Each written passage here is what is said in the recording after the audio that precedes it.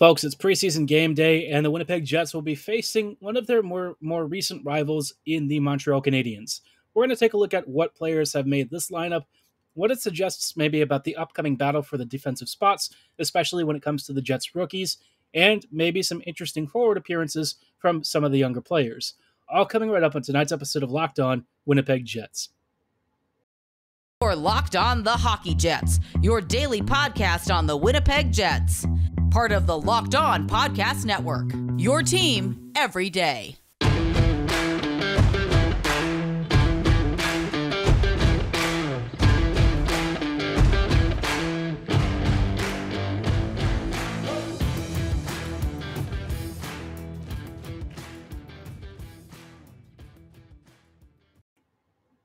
Hello, friends, and welcome to tonight's episode of Locked On Winnipeg Jets, part of the Locked On Podcast Network, your team every day. I'm your host, Harrison Lee, an avid Winnipeg Jets fan and an online blogger. You can follow me on Twitter at HOLivingLoco and at LO_Winnipeg Jets. As always, thank you for making Locked On Jets your first listen of the day every day. If you like what you're hearing, be sure to like, follow, and subscribe on your favorite podcasting platform of choice, including Apple, Spotify, Google, Megaphone, Odyssey, and YouTube. Doing so is completely free of charge and ensures you never miss another episode. But most of all, we just really love and appreciate your support. Now, like I said on tonight's episode, primarily we're going to be talking a little bit about the upcoming preseason game that's going to be happening this evening against the Montreal Canadiens. Now, usually I do recap these.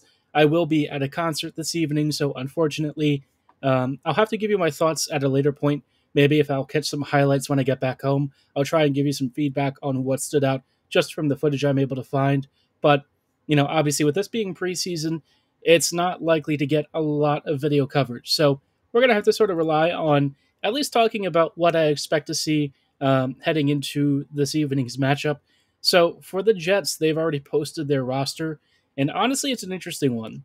At the forward unit, you've got Saku, Brad Lambert, Jansen Harkins, Evan Poli, David Gustafsson, Pierre-Luc Dubois, Mason Appleton, Christian Reichel, Kevin Stenlund, Sam Gagner, Jeff Malott, Cole Meyer, and Daniel Torgerson. On defense, we've got Heinola, Jonathan Kovacevic, Dylan Samberg, Kyle Capobianco, Logan Stanley, and then Nate Schmidt. And in net, it's going to be David Riddick and Arvid Holm. So what you've got here is a really interesting mixture of primarily AHL players in guys like Malott, Meyer, Reichel, Poli, and then you've also got a couple of established veterans to lead your top six. But then, in between, you've also got players looking for some bottom six, competition. Maybe Stenlund trying to get his name on the fourth line. Saku also kind of in the conversation. But then you've also got Brad Lambert. And I think Torgerson you might be able to put more and more into this conversation as well. Torgerson, I think, for me, is still moose-bound, but obviously you're looking at the talent on this team and the lack of high-end finishing. And if Torgerson and Lambert really light it up, maybe one of them gets a look for the start of the season. Now, as far as what I'm expecting, I think this team is probably going to have a little bit of a difficult time, especially because, the scoring output is going to be modest. I think we saw with the game against the Sens, even the most veteran players weren't really creating a lot of offense at first. The start to the Bowness era, I would say, has generally focused on trying to figure out defensive structure, how to be aggressive effectively in the offensive zone, and some really basic principles. And I don't know that, game 3 into the preseason, we're going to see them having ironed out all of these issues. I suspect it will be maybe even a few weeks into the season, if not a few months, before we might start seeing the Jets clicking a little bit better. I don't think it's going to be horrible to start off, but I do think that this team right now is really going to struggle to score goals. That has kind of been a thing that happened with the Dallas Stars for a bit, and this team, don't get me wrong, I do think the Jets have more finishing talent as a whole than the Stars did under Bowness, but by the same token, you also look at this team, and I'm really hard-pressed to say that the advantage in scoring for the Jets is going to be that much higher than the Stars. I think both teams have a lot of weaknesses in terms of skill depth. I think the top sixes are a little bit shallow in terms of interchangeable parts here. If somebody goes down to injury, suddenly, Winnipeg's goal scoring output probably declines by a pretty considerable percentage. So it's a little bit grim if we're thinking about scoring potential and what this team is going to be capable of offensively. And so this is a good chance, I think, for Lambert in particular to really stamp his name on a potential Jets roster spot this year. I think the plan for him is probably to go to the Moose, and I would actually support this.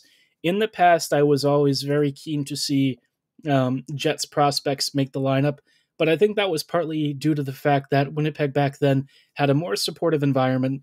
I felt that, with the 2017-2018 roster, you had a chance to insulate the kids more, and in a couple of the seasons following that, you still had that opportunity. In fact, if the Jets had actually leaned on some of their prospects during that time, right after the Cup run, maybe this team would have gone in a different direction, and maybe we would have even seen a slightly more competitive atmosphere for this team. But as it is, the Jets are going to have to lean really heavily on just about any of the really talented rookies that would come in. And I think that is especially true of Lambert, because outside of Lambert and Ehlers and maybe like Connor, how many Jets forwards would you say are really elite skaters? Not too many. I mean, you've got elite creators in Scheifele and Perfetti, and to a lesser degree, Wheeler, of course, but none of these guys really rely on rapid transition games up and down the ice and, being these effortless edge work creators. I think what you're going to get out of Lambert is more of that style of game. A really fast, lightning quick player who can basically bomb up and down the wings and then drive towards the slot. But you also want to make sure that you give him the right lineup, the right chemistry, and the right supportive environment so that when the adjustment to NHL caliber difficulty hits him, it's not going to hit him like a brick wall that he doesn't know how to surmount. Now, I think the question is, will the AHL actually be the right place for him? Because he has been playing pro hockey overseas, and obviously the lack of structure in the AHL and the more chaotic physical nature of that league is a bit of a far cry from what you find at the NHL level. And I think for me, Lambert really needs elite skill to play with. If he goes to the Moose and anchors their top line, I think he'll have that. But he would have better odds of achieving that if he gets placed with the Jets. My concern is that, if he makes Winnipeg and he starts to struggle, you could just send him down, I guess. I don't really think that that's a particularly big deal. But the question is, where would you put him in this team? I think for me, the easy answer is in somewhere on like the second line. I just feel like Winnipeg doesn't really have a choice because the lineup right now doesn't have a lot of great scoring balance. It needs a little bit of a finishing touch, and somebody like Lambert or even Chaz Lucius might be an option there. As much as I love Dan Torgerson, I don't think that he's at a level where I would be comfortable putting him in that top six quite yet. Maybe on like a third or a fourth line role, but we've already got guys competing for that spot, and I think it would be better for Torgerson to continue to ply his trade at the AHL level first and kind of dominate that softer competition before stepping up. So for me, Lambert, I think I really want to see a big game out of. If he continues to show off like he did during the Penticton tournament and during the scrimmages, I do think that he'll earn a way onto this roster. Maybe just for an audition and not the full season, but if the Jets are actually serious about making the playoffs, it would probably be imperative for him to make the team and do so with aplomb, because this team right now, it's just not going to get it done this year. I have to be honest, even with Bowness trying to do his best to corral as much of this team as he can, the reality is the roster and scoring talent is pretty thin, and Winnipeg really needs an internal boost since they seem hellbent on not doing anything externally and either making big signings or trades. So really big opportunities here for Lambert to show off. To a lesser extent, maybe Gustafsson or Reichel, Torgerson as well, but I think this is probably Lambert's best shot during preseason to really make a case for an opening night roster. I'm really hoping that he does make it because I think it would be great for the Jets if he does. I think that there's a lot of talent with him, and I think he can do things that some of the other Jets players just can't. But, it'll remain to be seen how he handles it, hoping for the best and that he stays healthy. But, of course, that's not the only roster spot the Jets are trying to find upgrades for. Obviously, the sixth defense spot is up for grabs, And based on the Jets roster, we have some interesting thoughts on who might be the most likely to earn that final roster role. But before we go any further, I do want to shout out our friends and partners at betonline.net. BetOnline is your number one source for football betting info this season. They've got everything from the latest player developments, team matchups, news, podcasts, in-depth articles, and analysis in every game you can find, whether it's at the start of the season, halfway through, or even predicting some of the future outcomes. Whatever you're into, whether you're looking for college football stuff or pro-level NFL games, they've got you covered there. They remain your continued source for all of your sporting wagering information, with live betting and up-to-the-minute scores for just about every sport out there.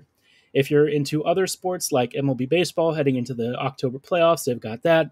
They've got combat sports like MMA and boxing, even golf, horse racing, automotive racing. I've even personally looked at some of their German Bundesliga soccer match stuff just to see what they were up to and what you could bet on. And they just have such a breadth of information available right at your fingertips to make it easier than ever to place your bets. To get started, head on over to betonline.net using your laptop or mobile device to register for a free account, because BetOnline is where the game starts.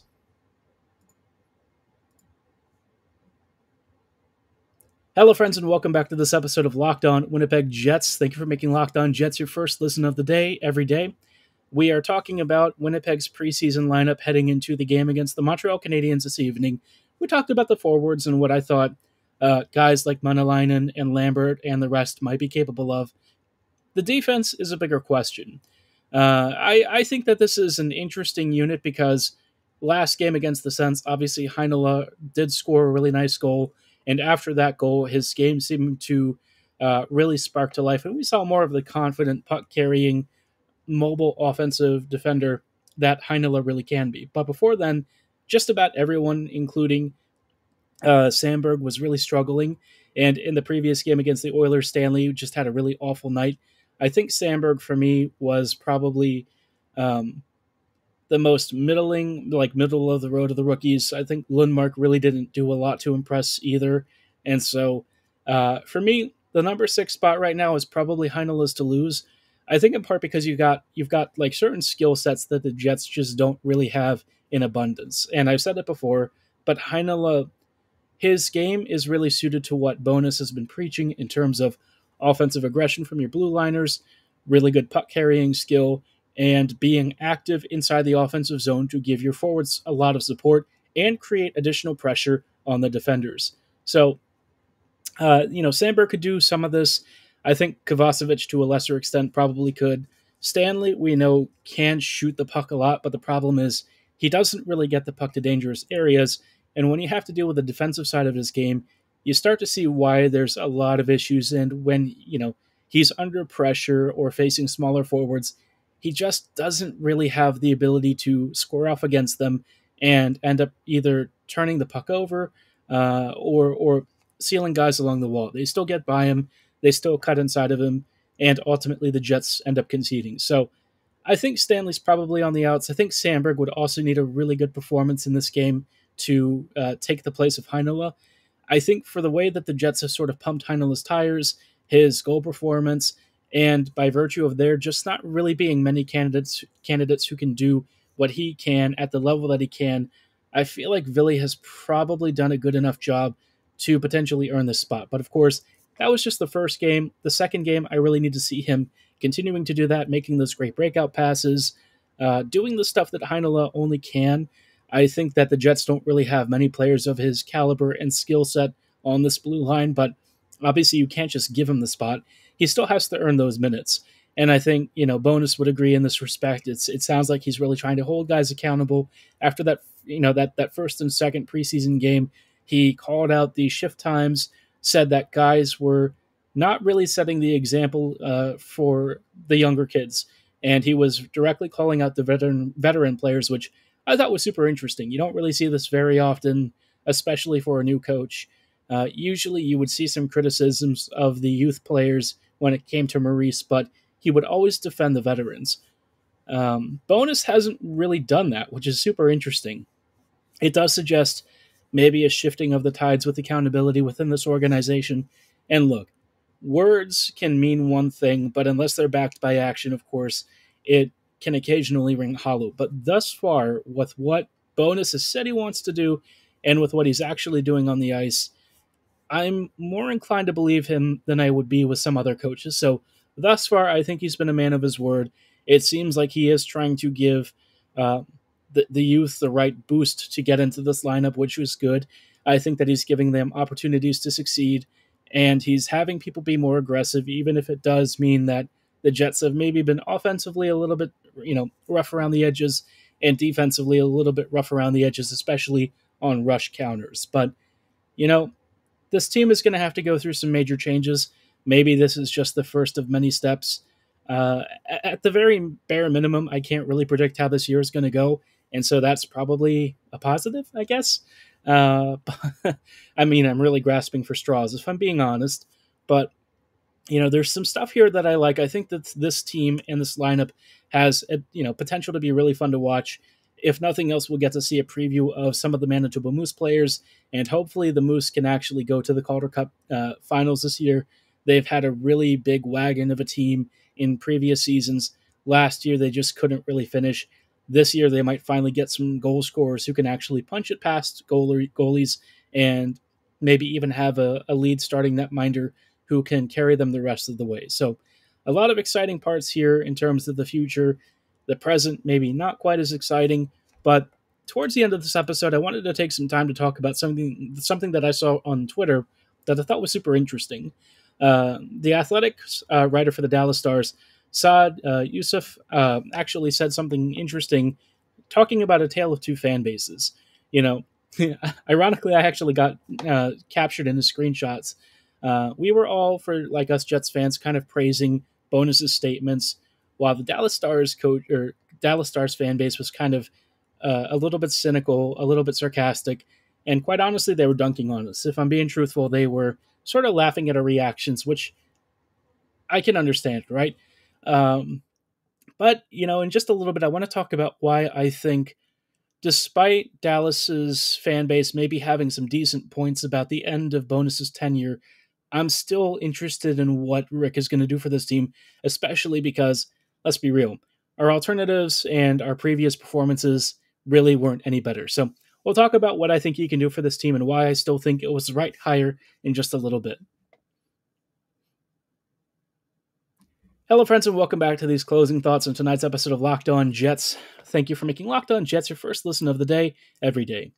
Now, like I said, I wanted to close out tonight's episode with some thoughts on two different perspectives from, the Jets fan base and the Stars fan base on the Rick Bowness hiring.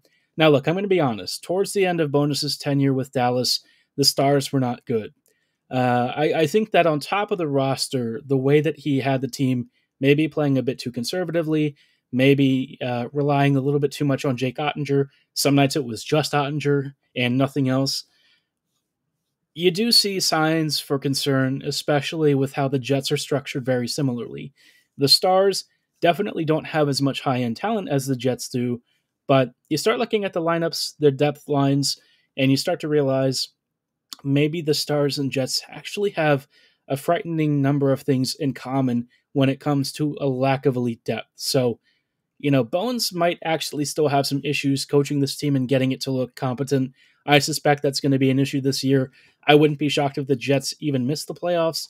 But the reason that I still think at the end of the day, this hiring was probably an okay choice, maybe even the right choice, was that, look, a coach can say all they want, heading into a job. And I think some of the Jets fans have accurately suggested that, words without action are hollow. They don't mean anything.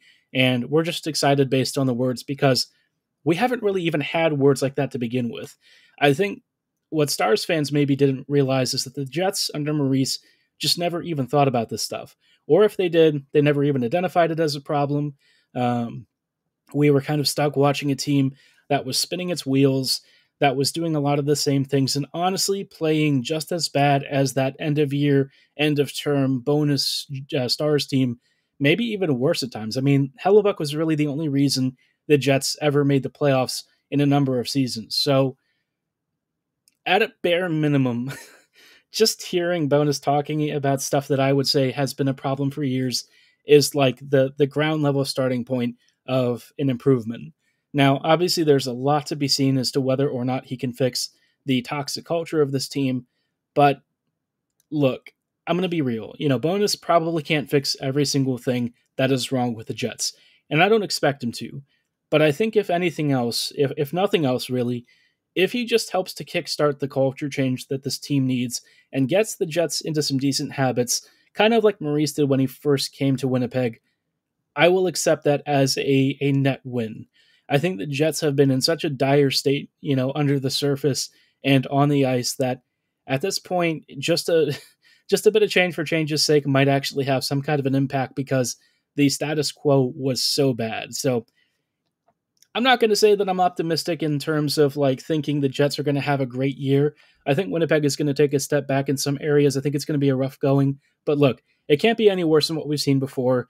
And at that bare minimum level, I'm willing to give Bones a chance. I'm willing to see how this pans out. And maybe the Jets make the postseason. Maybe they make some noise. Maybe the kids will really step up and take the leadership role. Whatever happens, I've mostly accepted it. So now it's just up to Bones to really show us that he's actually willing to step up and give real weight to his words. Because so far he said all the right things. Now it's just translating that into real results and progress for this Winnipeg Jets franchise. But I'd be curious to know your thoughts on this. How do you feel about Bones? Do you agree with the Stars fans that maybe this hiring wasn't super exciting and that we should be fearful of it? Funny thing coming from a fan base that just had their team hire Pete DeBoer, if we're talking about maybe not so exciting hires. But, that said, again, like I said, I think that they have some valid points, and I'd be curious to know your takes on those. Be sure to let me know in the YouTube comments below, or if you're also excited about Bowness, also let me know in the comments below. Tell me what you think he can change, or if you feel, the Jets have too many problems for him to fix. What impact do you think he's going to have on this team going forward? As always, you can also hit me up at my social medias at HLLivingLoco and at LO_Winnipeg Jets on Twitter. But for tonight's episode, that is going to be all the time that we have. Once again, thank you so much for making Locked On Jets your first listen of the day, every day. Be sure to make your second listen Locked On NHL. Our experts give you a daily 30-minute podcast on all things NHL all year long. It's free to subscribe and follow, so do that right now. And as always, thank you so much for listening. Have a great night, and go Jets go.